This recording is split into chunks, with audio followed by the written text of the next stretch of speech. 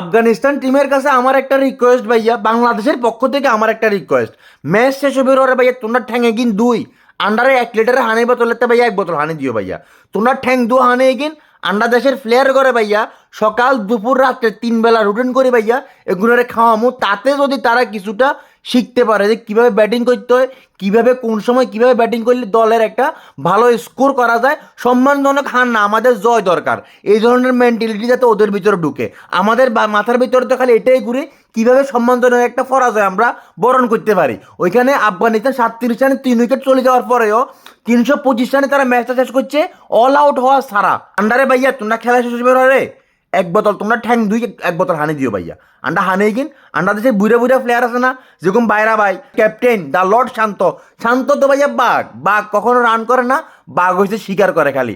এখন এই শিকার যে বাঘ করে ওই বাঘেরে তোমরা ঠ্যাং ধোয়া হানে গিন ভাইয়া, সকাল বিকাল অল্প কদ্দুর কদ্দুর ভাই খাওয়াবো ভাইয়া, তাতে যদি তাদের কিছুটা উন্নতি হয়, তাতে যদি তারা কিছুটা শিখতে পারে।